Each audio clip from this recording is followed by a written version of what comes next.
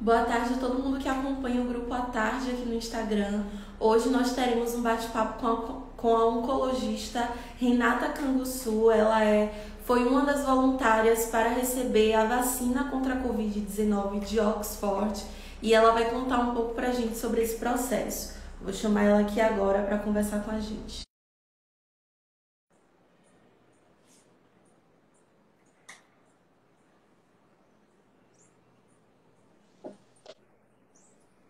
Olá, boa tarde. Olá, Renata, boa tarde, tudo bom? Boa tarde. Tudo jóia, Ashley? E você? Tudo tranquilo por aqui também. Então, vamos começar nosso bate-papo aqui. Eu queria que você se apresentasse para o público, né? Falasse quem é você, o que é que você faz. Eu sou Renata Canguçu, sou médica oncologista, especializada em tumores femininos, faço também oncologia integrativa, faço parte da Oncologia DOR aqui em Salvador e também faço parte do grupo Mulheres na Oncologia, que foi um grupo que eu com mais duas amigas médicas formamos recentemente. Então, eu queria que você falasse sobre essa vacina de Oxford, né? Você se voluntariou para receber essa dose, que na verdade é um teste. Então, como foi o que te levou, né, a querer testar a vacina? O que é que te fez querer se tornar voluntária? Bom, eu costumo trabalhar com pesquisa já há muitos anos, mas sempre estando do outro lado, né? Então, assim, eu como pesquisadora, como investigadora de uma determinada medicação, para saber se essa medicação é efetiva ou não no tratamento do câncer. No entanto, diante da pandemia, a gente se viu, né, numa proposta de repente, testar uma vacina. Existem várias vacinas que estão sendo testadas no mundo inteiro.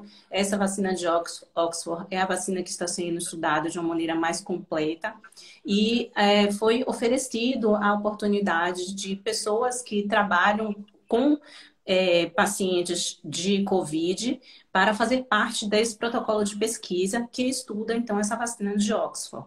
O estudo, ele é feito, na verdade, nem todo mundo vai receber a vacina, né? Metade das pessoas recebem a vacina contra o Covid, metade vai receber a vacina contra a meningite. E a gente só sabe, é um estudo que a gente chama de estudo cego, onde nem o investigador, nem o paciente tem conhecimento do que é que está recebendo. Somente ao término do estudo é que é então descoberto quem fez uso da medicação contra o Covid, quem fez uso da vacina contra a meningite. Essa vacina, então, a gente está recebendo uma segunda dose, né? Eu fiz hoje a minha segunda dose, na verdade, e a gente tem uma expectativa muito grande, né? Porque, assim, eu, enquanto médica e oncologista, já sei a importância da pesquisa clínica para o paciente, enfim, mas a gente, nesse momento de pandemia, viu a população inteira ter o desejo de participar de um protocolo de pesquisa, que isso normalmente é algo que não acontece, né? As pessoas têm muito receio de fazer parte, porque acham que pode, de repente, estar sendo uma cobaia de uma determinada medicação em estudo, né? Mas no momento da pandemia, a gente viu isso ser diferente. Por exemplo, esse estudo da vacina de Oxford, inicialmente tinha expectativa de captar 1.000 voluntários aqui em Salvador. E na segunda semana já haviam 17 mil pessoas inscritas. Então, uma coisa, uma procura surpreendente, justamente por conta da vontade que todos nós temos, né, de que se encontre realmente uma vacina eficaz contra o Covid. Sim. E o que é que você pode contar desse processo de ser voluntária, né? Como foi que isso chegou até você? Como foi que você fez todo esse processo até chegar o momento de ser aprovada e receber a dose? Bem, a gente recebeu um link, né? As pessoas que trabalham na área de saúde, acho que grande parte das pessoas receberam esse link. Eu recebi, por ser da Rede Dor, por trabalhar da Rede Dor, eu recebi esse link onde você fazia uma solicitação de participação, né? E aí a depender de vários critérios, você seria considerada apta ou não a fazer parte. Desde o momento em que eu recebi, que eu vi que esse estudo estaria em aberto aqui, eu tive o desejo de participar como voluntária. Não apenas porque eu poderia ter a chance de receber a vacina, mas porque eu sei que mesmo estando no outro braço, mesmo não me beneficiando diretamente desse estudo, a população de maneira geral vai se beneficiar. Então, mesmo que eu não receba nesse momento essa vacina, né, certamente muitas outras pessoas irão se beneficiar. E se a gente conseguir realmente um resultado positivo, a gente vai poder oferecer, então, isso para a população de maneira geral. Então, assim que eu tive essa possibilidade, eu me voluntariei e, então, depois eu recebi uma convocação por telefone para fazer uma entrevista pessoalmente e saber se eu estaria dentro dos critérios, porque, por exemplo, pessoas que já tiveram a doença não podem, né, participar do estudo. Eu precisei fazer o teste para poder saber se eu realmente não tinha tido o Covid ou se eu estava, de repente, na vigência da infecção pelo Covid. Eu fiz o teste, foi negativo. Eu fiz o teste para ver se eu estava grávida também. Então, se a pessoa, eu fiz nos dois momentos, tanto na primeira dose quanto na segunda dose, porque pessoas que estão grávidas, elas não podem participar do estudo. E depois de participar, então, depois de fazer esse filtro todo, ver se eu não tinha nenhuma condição séria de saúde que de repente me impossibilitasse de receber. Existe a questão de faixa etária também ideal. Então, assim, eu passei por essa primeira consulta digamos, rastreamento para ver se eu estava apta e fui considerada apta. Depois de sair o resultado e ver que depois de 24 horas que saiu o resultado e realmente confirmou que estava negativo, ou seja, eu não tinha tido a doença ainda. Então, eu fui convocada para receber a vacina efetivamente. Depois de uma semana, eu recebi a primeira dose. E aí, recebi todas as orientações. Como todo protocolo de pesquisa, a gente é muito monitorado. O paciente de um protocolo de pesquisa, ele é extremamente monitorado. Então, a gente recebe toda a orientação de o que deve fazer, né? Todo o monitoramento de sintomas em casa, enfim. É bem interessante. Sim, e você contou que já recebeu a segunda dose, né? Eu queria saber se você sentiu algo de diferente, se você notou algo, alguma reação no seu corpo, né? Algo de diferente. E quais são as suas, perspectivas após esse teste? Bom, na primeira dose eu não tive nenhum efeito colateral, né? O que na verdade até me surpreendeu um pouco, porque assim, pelo primeiro estudo que foi feito, esse estudo que nós estamos participando é um estudo que nós chamamos de fase 3, né? Já teve um estudo anterior que foi um estudo de fase 1, 2, que a gente chama, que é o estudo para comprovar se é uma vacina realmente segura e eficaz, né? E nesse primeiro estudo, onde viu que realmente era seguro e era eficaz, as pessoas tinham um índice de efeitos colaterais bem altos. Então, cerca de 70% das pessoas tinham efeitos colaterais. Mas, assim, efeitos colaterais de tipo ter febre, de repente uma fadiga, coisas leves, né? Mas ninguém teve nenhum sintoma grave, de fato. Então, nesse primeiro momento eu não tive nada, né? Hoje foi o segundo momento. A gente recebe nas primeiras 24 horas medicação para fazer uso sistematicamente de 6 em 6 horas para não ter febre, porque a pessoa que toma a vacina contra a Covid e não faz uso dessa medicação para não ter febre, tem uma chance muito alta de ter febre. Então, como isso foi visto naquele estudo anterior, nesse momento já existe a orientação de fazer o uso rotineiro do paracetamol de 6 em 6 horas, nas primeiras 24 horas que sucedem, então, o uso dessa vacina. E aí, então, eu vou começar agora, eu fiz hoje, né, a segunda dose, vou começar a fazer, então, o uso do paracetamol de 6 em 6 horas. Sim, e você é oncologista, né? Você tem estado ativa nesse momento de pandemia e eu queria saber como é que ficou o diagnóstico de câncer e a realização de procedimentos e tratamentos durante a pandemia. Eu, como oncologista, a oncologia não parou em momento algum da pandemia e nem pode parar, porque, na verdade, o câncer é uma doença ainda grave, né? E que, se não for diagnosticado a tempo, a gente pode realmente ter um risco de vida para o paciente. Portanto, a oncologia não parou em momento algum. Nós tivemos várias adaptações para o nosso atendimento, então, tanto em termos de proteção individual, quanto em termos de proteção ao paciente, o rastreamento do paciente para chegar até o consultório de oncologia, para realmente confirmar que ele não tinha evidência de infecção, o espaçamento entre uma consulta e outra, então há um espaçamento maior de tempo para que realmente a gente não tenha nenhum tipo de aglomeração na sala de espera. Então, a gente fez várias modificações do atendimento para que a oncologia...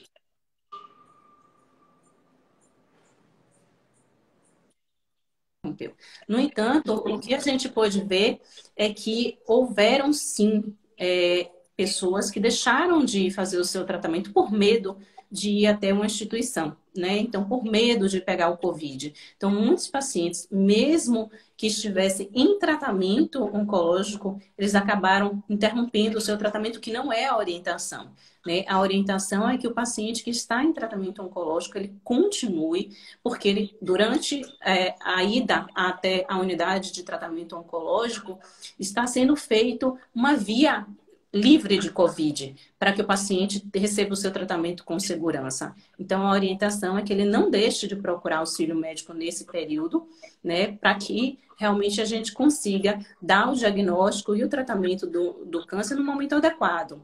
E o que a gente viu é que não apenas alguns pacientes interromperam seu tratamento, mas milhares de pacientes deixaram de ter o seu diagnóstico feito nesse momento de pandemia. Então, no Brasil inteiro, a gente vê pacientes que, pelos números, a estatística foi feita de que teriam o diagnóstico de câncer. Esse diagnóstico deixou de ser feito, mas ele não deixou de existir. Então, a nossa preocupação é que, pós-pandemia, quando as coisas realmente estiverem no ritmo habitual, vai haver um represamento desses pacientes e para a gente conseguir depois dar vazão ao diagnóstico e tratamento adequado, isso vai ser complicado, porque muitas vezes o sistema de saúde já opera no limite da sua capacidade, dentro do normal. Imagina se a gente houver essa sobrecarga de pacientes extra. E além disso, os pacientes podem estar tendo um diagnóstico numa fase mais tardia da doença. E quando a gente fala de câncer, a gente sabe que ao ser dado o diagnóstico precoce, a gente aumenta a chance de cura. Por isso é tão importante a gente falar. Deve sim manter seus exames de rastreamento em dia, né? Se teve algum sintoma e tem necessidade de investigar, deve sim procurar uma unidade hospitalar para que faça o seu diagnóstico de uma forma segura. Sim, e já que você citou, né, esse momento pós-pandemia, eu queria saber qual é o cenário que você vislumbra para a oncologia e para os pacientes de câncer no pós-pandemia, né? Você poderia destacar pontos positivos e negativos? Bom, eu acho que os pontos negativos são exatamente esses que eu disse. Então, é possível que nós tenhamos um número muito maior de pacientes sendo diagnosticados numa fase mais tardia da doença, que dessa maneira a gente reduz as chances de cura. Isso é um ponto negativo. O ponto negativo é a sobrecarga, principalmente do Sistema Único de Saúde, para esses pacientes que de repente não tiveram um diagnóstico, mas que a partir do momento em que estiver se sentindo seguro para ir buscar auxílio, vai então buscar todo mundo no mesmo momento, e vai haver uma quantidade de pacientes que talvez não consiga ser diagnosticado no tempo adequado.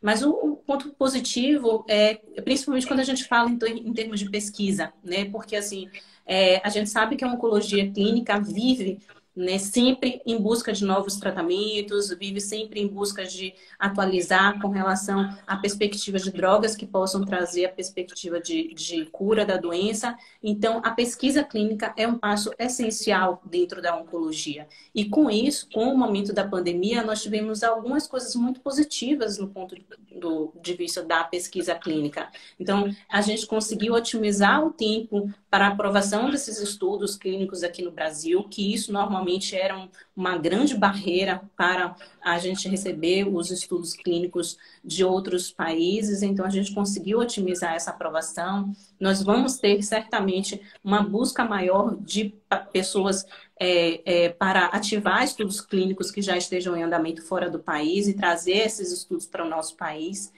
e também o ponto positivo de que a população está começando a olhar de uma maneira diferente para a pesquisa, como eu falei. Então, diante da necessidade da pandemia, as pessoas começaram a olhar para a pesquisa, porque nesse momento todo mundo fala a respeito de pesquisa clínica, né? Estamos fazendo pesquisa para descobrir uma vacina, enfim, se trouxe essa realidade de pesquisa clínica para a nossa rotina e de repente vai começar a abrir portas para que as pessoas comecem a não apenas querer fazer parte como voluntários, né, se for o caso do paciente que esteja no momento de participar de um estudo, mas também de grandes empresários para patrocinar estudos clínicos, né? Porque a gente sabe que para que tudo isso aconteça também depende de financiamento. Então, nós vimos nesse momento de pandemia grandes empresas financiando pesquisa clínica. E talvez esse despertar para um financiamento de estudos que vão poder, de repente, trazer novas drogas para o tratamento do câncer também seja um ponto positivo. Sim, falando em pontos positivos também, né? Você poderia nos dar, assim, uma visão, realmente, um cenário do que é positivo para que a gente chegue próximo a uma cura do câncer? Como é que tem sido os avanços nesse sentido? Falar de cura de câncer é uma coisa complexa, na verdade, porque assim, o câncer não é uma doença única. Então, assim, a gente não fala, eu não vejo como, de repente, a gente descobrir uma única droga que vai ser capaz de curar o câncer. Como a gente já ouviu tantas linhas de pessoas que falam a favor de que existe um alimento milagroso de que vai curar o câncer, né? Enfim, uma raiz milagrosa, como houve aquela medicação que esteve em estudo aqui no Brasil de que é a cura do câncer, né? E que as pessoas não estão querendo divulgar essa realidade, eu não acredito. Porque, assim, o câncer, como eu te falei, não é uma doença única, não tem uma causa única. Então, são diversas vias que estão ativadas e descontroladas para que essa doença venha acontecer. Então, eu acho que a gente está num caminho de um controle. Acho que o câncer vai passar a ser visto como uma doença crônica, como nós tratamos de diabetes, muitas vezes, nós tratamos de hipertensão. São doenças que tratamos para o resto da vida, né? Mas que isso, de repente, controlado, não impacta negativamente na qualidade de vida do paciente. Eu acho que existe essa possibilidade de uma maneira muito mais concreta do que o desaparecimento da doença, né? Para o desaparecer, ou pelo menos para a redução do número de casos novos de câncer, o que nós precisamos fazer são mudar hábitos, mudanças de hábitos, na verdade, né? Porque isso sim é que faz com que o número de diagnóstico de câncer venha a ser menor do que o que temos hoje em dia.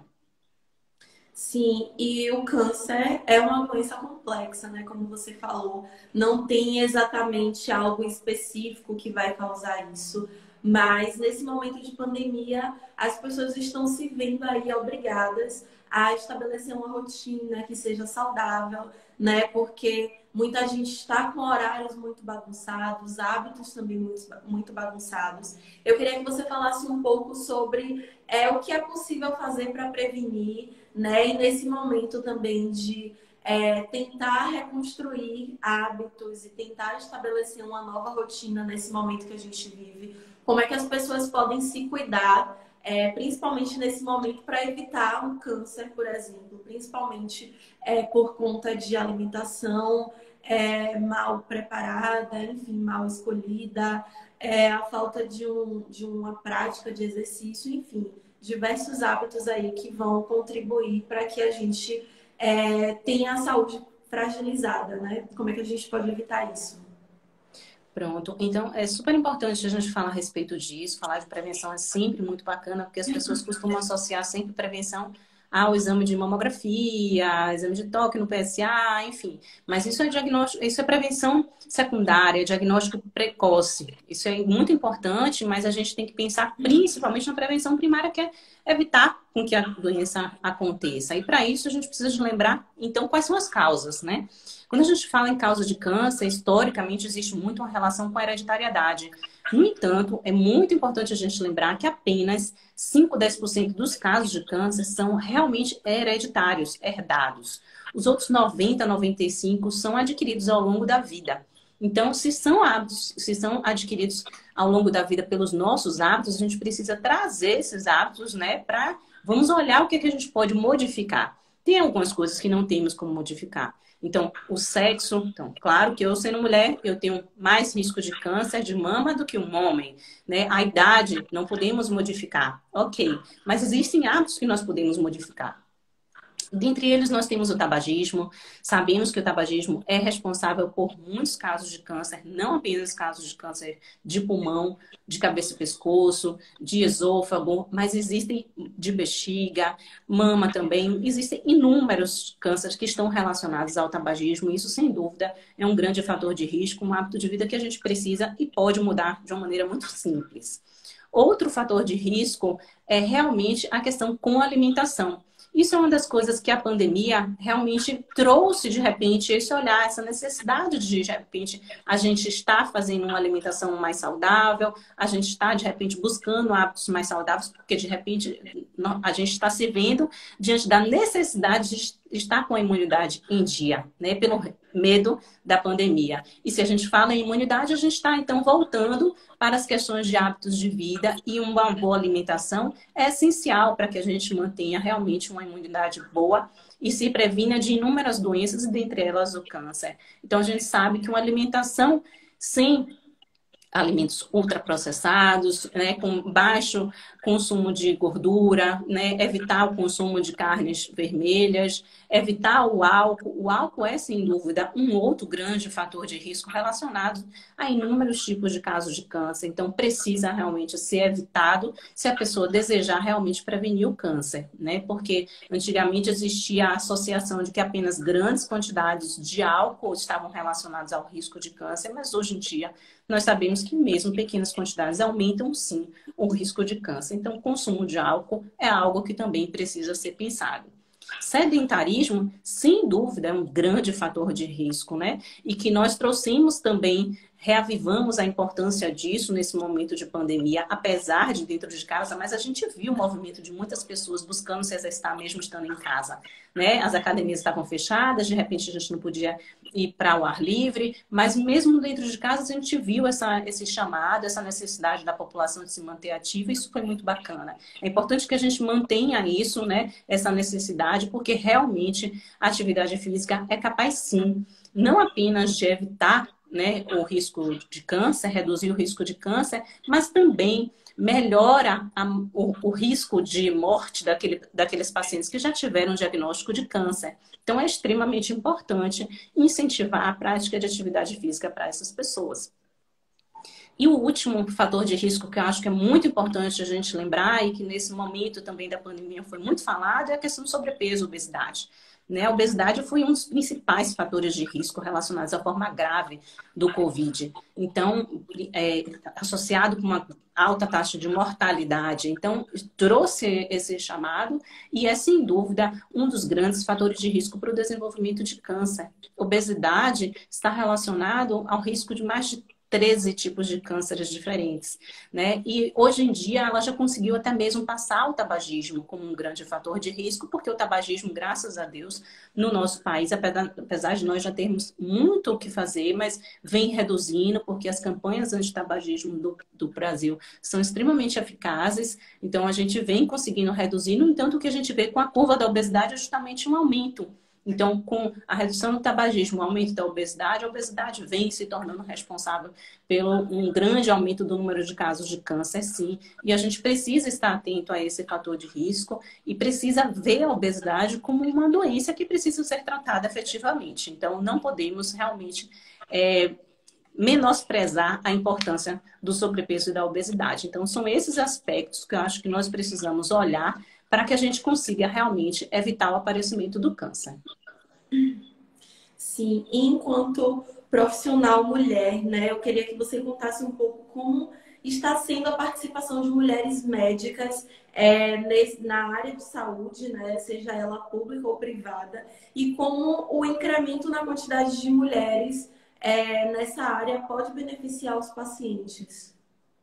Bom, esse grupo que nós fizemos, então, Mulheres na Oncologia, como eu falei, sou eu, Samira Mascarenhas, né, que é oncologista, assim como eu, e Elisângela Carvalho, que é radio-oncologista.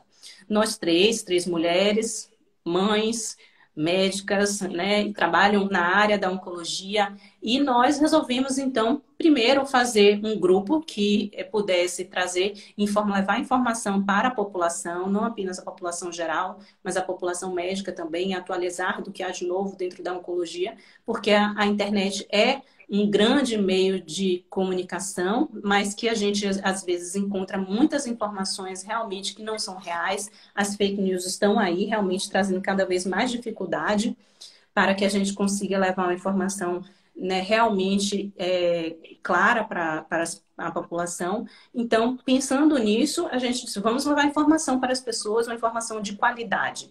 Essa foi uma ideia inicial. E pensando nesse grupo, a gente identificou que muitas mulheres dentro da medicina passam por uma dificuldade para conseguir realmente obter uma posição de liderança, passam por dificuldades, de repente, diferença de remuneração para o sexo masculino. Então, a gente resolveu trazer também esse aspecto, por isso, mulheres na oncologia, né? Já existe hoje na Europa um grupo também chamado Women for Oncology, que é justamente uma instituição que leva esses dados com relação à diferença de gêneros de tratamento, né, dentro da área da oncologia. E a gente precisa, um dos primeiros passos que a gente pretende fazer é fazer o retrato de como é a nossa situação aqui no país. Porque nós temos muito poucas informações com relação a isso, mas o pouco que nós temos, nós sabemos que dentro da sociedade de oncologia a gente tem realmente muito mais homens que ocupam cargos de liderança. Dentro da grande maioria das sociedades médicas, a gente tem um percentual muito maior de homens, né, que realmente estão em uma posição de uma liderança maior. Existe diferença até mesmo de tratamento para apresentação num congresso, por exemplo. Então, a gente sabe que se é um homem que vai apresentar um determinado trabalho, aquele homem ele é apresentado com um nome completo, com todos os títulos. Se é uma mulher, de repente, vem com uma forma muito mais breve e corriqueira de se apresentar, muito menos formal. Então, existe essa diferença e que a gente resolveu trazer para que a gente consiga, primeiro, fazer esse retrato de qual é a nossa situação real, chamar atenção para que, de repente, a gente consiga, depois de algum tempo, reduzir essas diferenças, porque, afinal de contas, nós sabemos que essas diferenças não acontecem por falta de capacidade, já que quando se tem concursos médicos, o número de aprovações entre homens e mulheres não é diferente. Então, se não é diferente numa aprovação, não há de ser diferente para um cargo de liderança que não é feito através de avaliação de capacidade técnica. Então, por isso, a gente acredita que essa diferença deva ser dissolvida. Sim, e vocês três, integrantes do grupo, foram voluntárias para receber essa vacina de Oxford contra a Covid-19, né? E eu queria que você contasse um pouco sobre como foi isso, né? Qual foi essa motivação para as três terem ido juntas, né? Buscar participar desse teste, né? E serem aprovadas juntas também. Como foi isso? Então, a partir do momento que a gente recebeu, cada uma recebeu o link, como eu falei, né? As três no grupo, no nosso grupo das três de WhatsApp, e aí vamos, nós, as três, não vamos, sem dúvidas. Então, assim, as três se sentiram realmente muito motivadas a fazer. É claro que no dia inicial, no dia mesmo de receber a vacina, a gente fez o rastreamento, né? Depois não fomos chamadas no mesmo momento. Eu fui a primeira a receber a primeira dose, depois a Elisângela, depois, por último, foi chamada a Samira. Ela já estava achando que nem ia ser mais chamada, porque demorou um pouco mais para convocarem ela. Já estava meio sem esperança. Posteriormente, ela foi chamada. No dia de eu receber a vacina, eu falei, ainda comentei com as meninas, eu disse, nossa, dá um medinho, né? Porque a gente não sabe ao certo o que vai acontecer. É uma medicação que não é completamente conhecida. O estudo de eficácia e segurança foi publicado no mesmo dia em que eu recebi a dose, então eu nem tinha concluído a leitura do artigo ainda para saber o que dizia com relação à eficácia e segurança.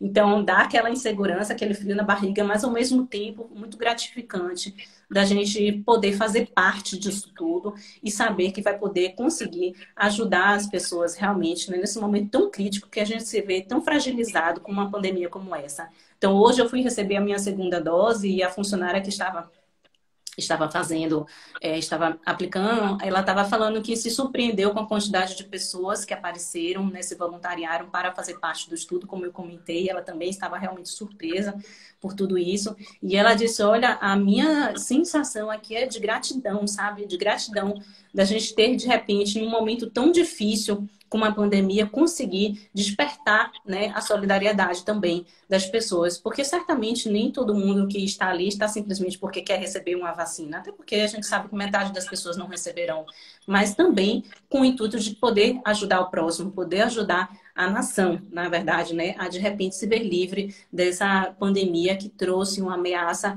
a toda a população. Sim, e tem uma pergunta aqui de uma pessoa que está acompanhando, que é sobre a vacina, né? Esse processo de receber as doses e tal. Dentro desse grupo que se voluntariou e foi aprovado, existiu alguma ordem de prioridade? Como foi que funcionou essa seleção de quem receberia primeiro? Não, então, assim, na verdade, eu acho que a convocação foi feita realmente baseada no número de inscrição, porque quando a gente recebe o link, a gente envia, e esse formulário, então, chega até as pessoas que fazem esse primeiro momento de rastreamento, então, é pelo número de inscrição que é feito, então, a gente não teve nenhum tipo de seleção. Então, assim, por exemplo, eu sou médica da rede, eu vou ter prioridade, né, do que uma outra pessoa que é fora, não é funcionário. Isso não foi utilizado esse critério. Tiveram pessoas que não eram da área de saúde também. Então, hoje mesmo a funcionária estava comentando que muitos policiais, porque são pessoas que vão ter contato com muita gente de maneira geral, então, assim, também estão em risco, né? Então, motoristas de ônibus, por exemplo, também, porque tem contato com muitas pessoas e também estão vulneráveis, digamos assim. Então, tiveram várias outras pessoas e não foi filtrado por nenhum tipo de critério diferente desse da ordem.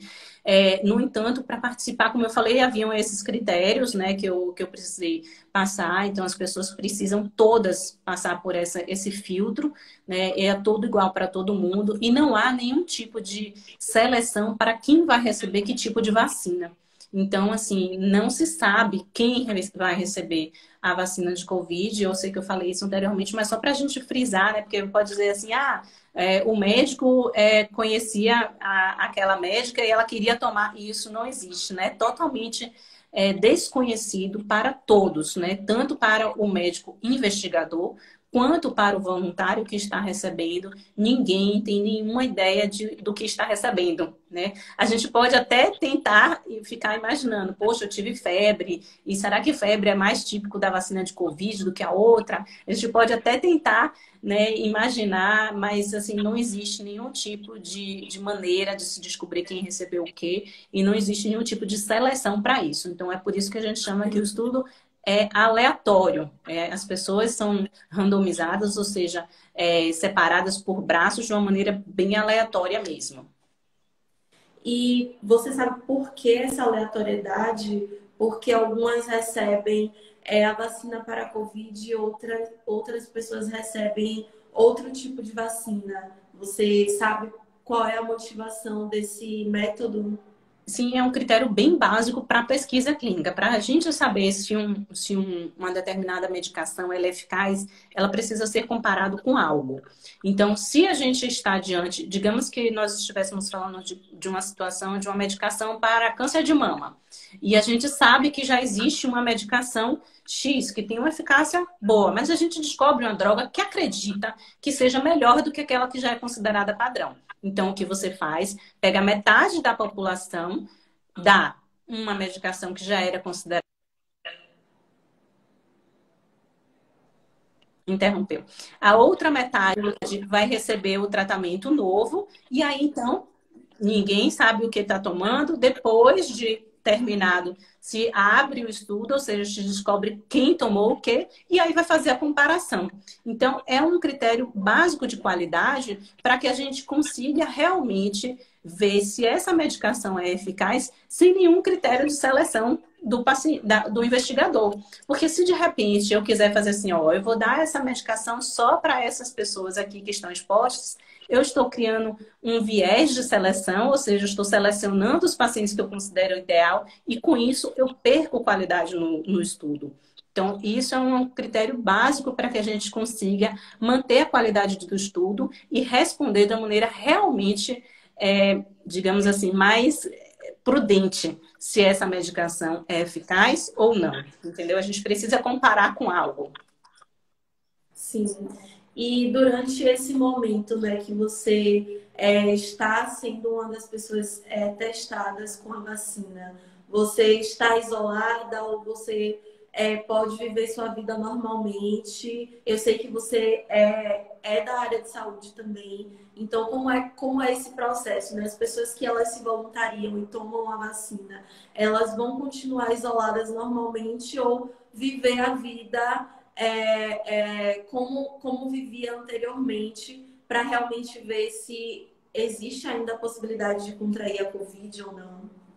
Não, eu sigo mantendo o isolamento normal. Então, assim, eu estou trabalhando, né? Eu sigo indo para o trabalho, mas mantenho todas as precauções necessárias, porque eu não sei efetivamente se eu estou imune ou não.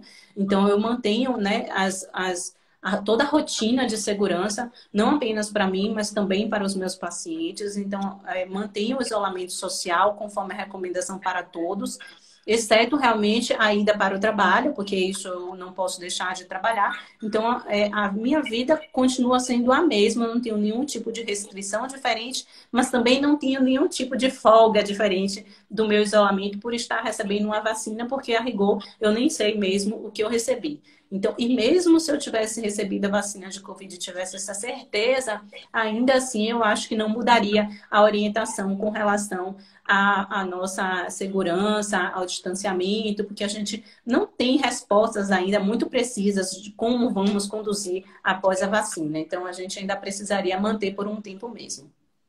Sim. E, por fim, eu queria que você deixasse uma mensagem, né, para as pessoas nesse momento de pandemia da Covid-19, principalmente para pacientes do câncer, né? Qual a mensagem que você deixa? Eu acho que a mensagem que a gente deve ter é de esperança, de dias melhores, né? A pandemia está começando a demonstrar sinais de que realmente vai embora, a gente vai começar a ficar livre. Eu tenho muita expectativa de que essa vacina vai chegar em breve, com acesso a todos aqui. Então, eu tenho essa esperança de que em breve a vacina vai estar disponível para todos e que a gente consiga realmente retomar a nossa vida ao normal, mas que a gente tire, sim, um aprendizado dessa pandemia, principalmente com relação à chamada de atenção ao autocuidado, que foi algo que foi muito trazido durante essa pandemia, né? Cuidado com a nossa saúde mental é algo que foi muito dito e que eu acho que a gente deve sim levar para pós-pandemia. Cuidados com a nossa saúde global, como eu falei, com todos aqueles hábitos, porque afinal de contas é dessa maneira que a gente consegue evitar não apenas o câncer, mas várias outras doenças crônicas. Então, para que a gente tenha uma longevidade saudável, é preciso que a gente busque ter hábitos de vida mais saudáveis. Então, esse é o aprendizado que eu acho que a gente deve levar pós-pandemia, para que a gente, depois disso tudo, depois passado esse 2020, com fé em Deus, a gente fique livre dessa pandemia, a gente consiga ter uma qualidade de vida melhor. Muito obrigada, Renata, pela sua participação aqui hoje. Eu que agradeço. Queria que você fizesse suas considerações finais, né, para que a gente finalizasse essa live. Bom, eu acho que as considerações que eu gostaria de fazer é justamente para que as pessoas não deixem de fazer os seus exames de rastreamento nesse momento. Nós já temos diversas instituições com vias alternativas e seguras sem Covid para que seja feito o diagnóstico do câncer de maneira precoce. O câncer, quando diagnosticado precocemente, ele tem uma chance de cura que passa dos 90%. E se a gente deixar de fazer esse diagnóstico no momento ideal, a gente reduz o risco né, reduz o risco de ficar curado. Então, aumenta realmente a possibilidade de ter um diagnóstico mais tardio e, de repente, ter uma dificuldade maior de tratar essa doença. Portanto, não deixe de fazer os seus exames de rotina, principalmente nesse momento onde a gente realmente já tem uma redução do número de casos de Covid na cidade, a gente já tem capacidade de receber os pacientes, os hospitais estão realmente com vaga suficiente para poder a gente fazer o diagnóstico dessas pacientes e fazer o tratamento adequado. Então, esse eu acho que é a mensagem que a gente deve levar, principalmente para que a gente consiga dar o diagnóstico na fase mais ideal da doença. Muito obrigada, boa tarde. Eu que agradeço. Obrigada a todo mundo que acompanhou. Beijão.